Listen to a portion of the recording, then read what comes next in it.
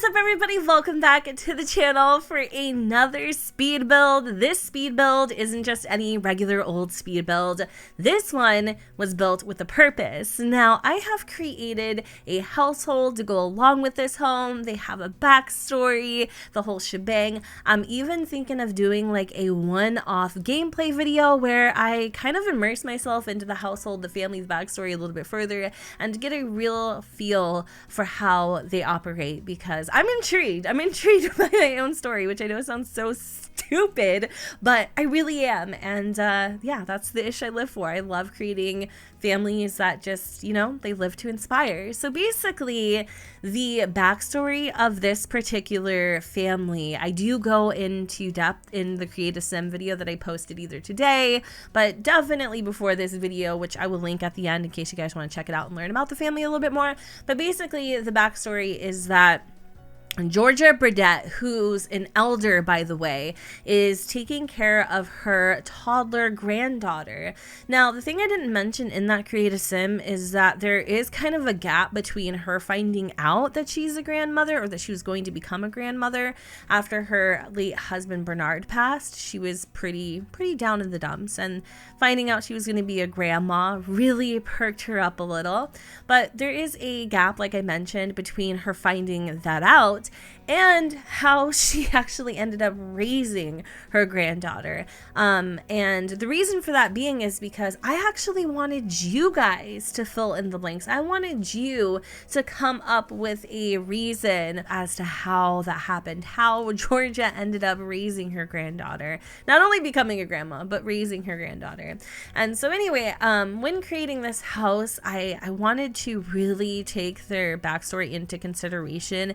And in addition to Georgia just simply being a grandma and a widow, unfortunately, she's also a cat owner. She has this really fat house cat. I think he's a Siberian. I thought Siberian Huskies were only a thing, and I could be wrong. I really could be. I don't remember what breed he is, but he is chunky. He is sassy. He's so freaking cute, y'all. Like, I have never been in love with a cat in The Sims 4 as much as I love Samson, and I think you guys are gonna have a lot of fun playing with him because he's really a hoot. Like, I don't know.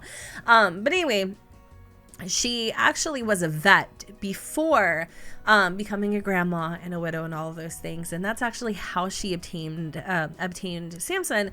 Is she was working in the clinic one day, and this little scrawny thing comes in. He's infested with fleas, and he's just dirty, and she fell in love with him. She really did. She just thought he was, you know, just the cutest little freaking bundle of fluff ever, and she absolutely refused to give him up. So that's how she ended up with Samson, and the whole story just kind of pulls at your heartstrings a little bit, because for some reason I really feel for these characters. I don't know why. Like, I have a connection there. It's interesting.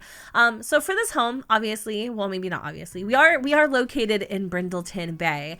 I wanted to create a home that I felt was very Georgia. I hate using browns and neutrals as much as I do, but this time, y'all, I didn't do the brown and green theme. I didn't do it. I did brown and blue this time. But no, seriously, I had a lot of fun just making it. It's an older home. I envision it was probably created in like the early 1900s. For the layout, I'm not gonna lie, I totally forgot to add a bathroom downstairs, but I do add one a little bit later. It's just not gonna be like your typical you know, full like 4-piece bathroom. It's actually just gonna be like a half bath, which I think is fine.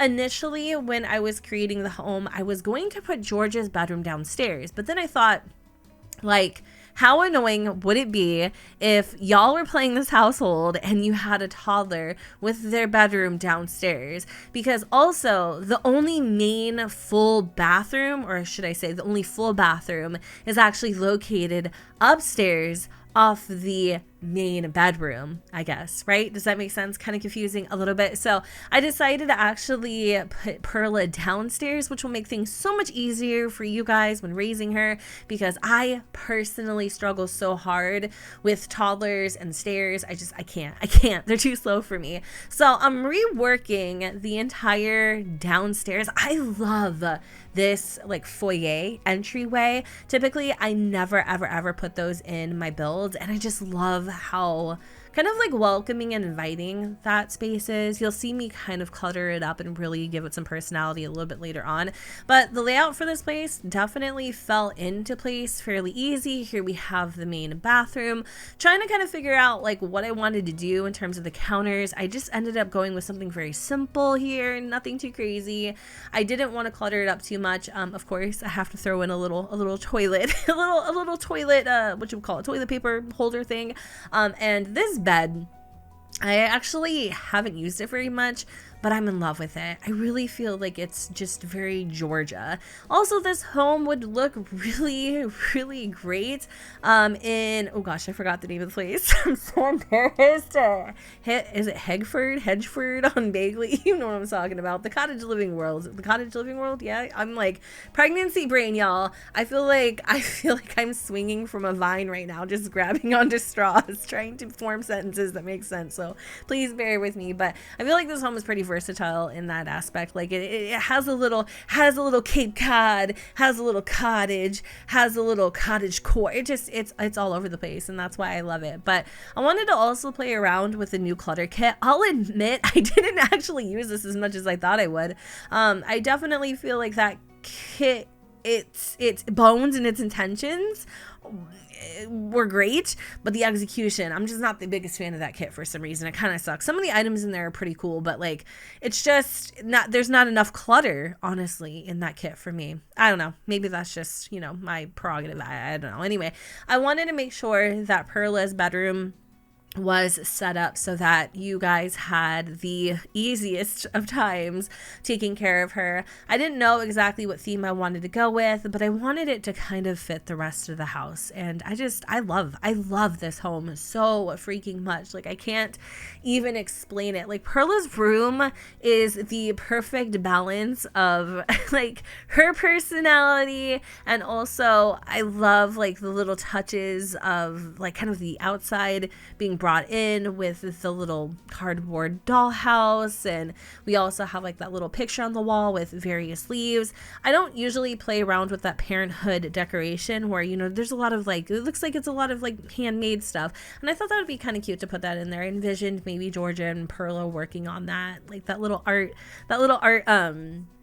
piece together. I don't know what to call it, art project, I guess. And then upstairs I did put in a desk, but I wasn't sure if I should throw in a computer or not. But now that I think about it, Georgia, she well, she needs a computer to list her items on Plopsy, right? Because I did tell you guys in the Create a Sim that once Georgia retired, she wanted to make an income from home. She wanted to be a homebody, take care of her, you know, granddaughter. And so she decided to start listing her creations on Plopsy. And you'll see me in just a brief moment here put those like items down. So what she likes to do is she likes to knit. She also likes to crochet. And because I wanted to flesh this family out as much as possible, when I upload them to the gallery, they're actually going to have the correct skills to support that. So I don't remember exactly how far along Georgia is in the knitting or crocheting skill, but it's definitely there. And I'm hoping y'all will be able to make a substantial enough amount of money to support her granddaughter, and obviously Samson,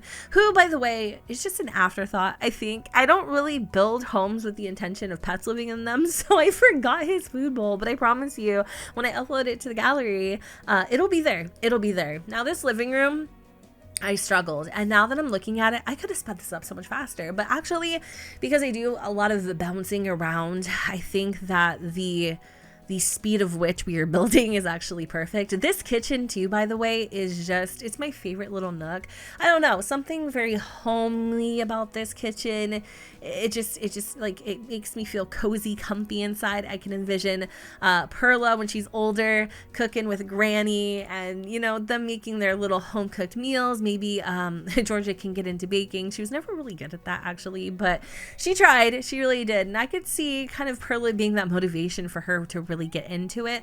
I love that this home does have its own little private dinette or dining room. I love this dining table with the cloth on it. And Perla really loves, not Perla, Georgia really loves like floral, like in some of her outfits, she has like little flowers and stuff on them. She really loves the floral design. So you'll see that kind of sprinkled throughout the house, which, you know, I gotta pat myself on the back. I really thought this through. So that doesn't typically happen. Now you might notice with this particular home, the windows and things like that, they're kind of just, they're not exactly center, nothing's, you know, necessarily perfect, but that was one of the things that I did in this build is I just let it go. I just built to my heart's content, put objects where I saw fit, and just kind of rolled with it. And that's how we didn't end up with a bathroom, but hey, I do add it in just a minute.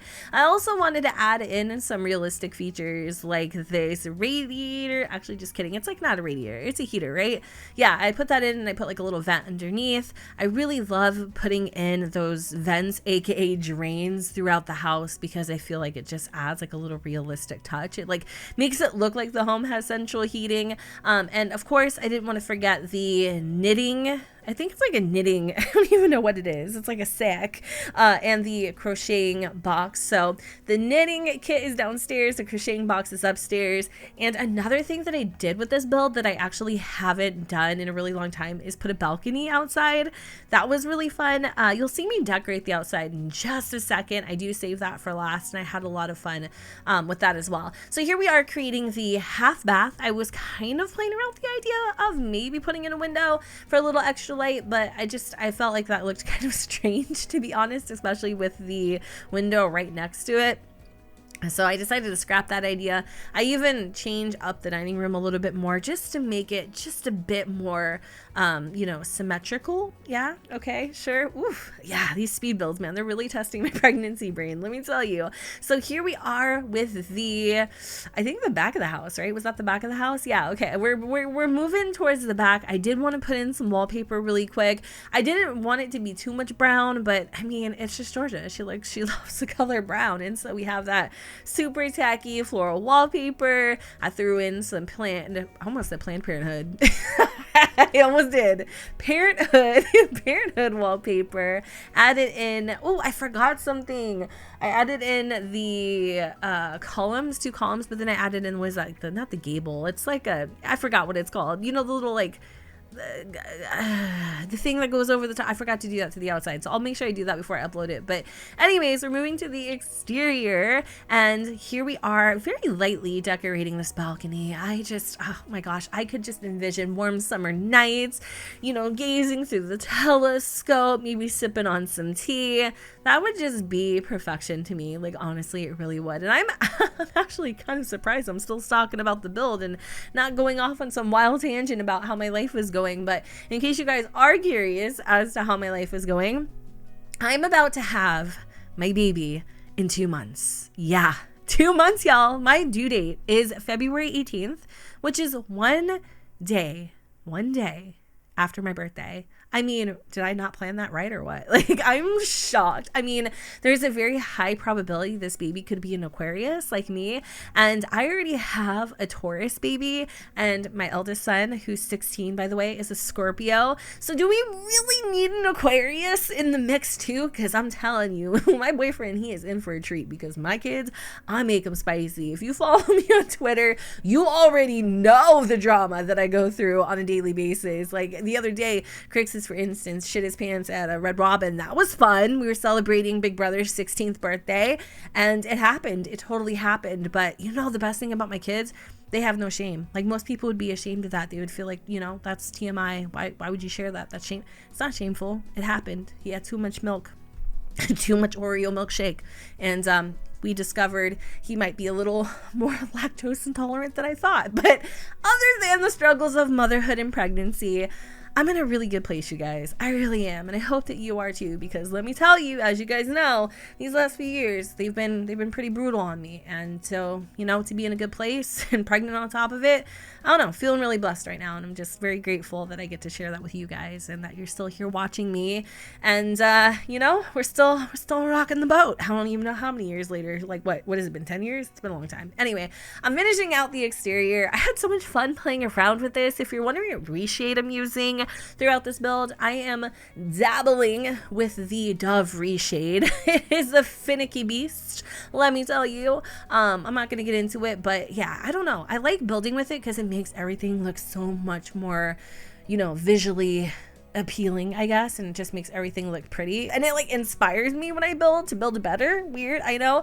But yeah, that's what I'm using, and I'll link it down below if you guys want to check it out. But anyway, I'm gonna go ahead and wrap up this video here. I hope that you guys enjoyed. If you would like to download this house, it will be available on the gallery at 102606, and make sure that you check out the Burdette family that lives here. I think you guys would have a lot of fun playing around with them, and keep your peeps open for the little gameplay segment that I'm gonna do. I haven't done it yet, but yeah, I'm gonna play around with that a little bit more and just to, you know, see what I can come up with. But anyways, I hope you guys enjoyed this video, and if you did, you know what to do, boo. Don't forget to go ahead and comment, rate, and subscribe. Let me know what you guys think in the comments down below where the sun doesn't shine, and I will see you all next time. Bye, guys.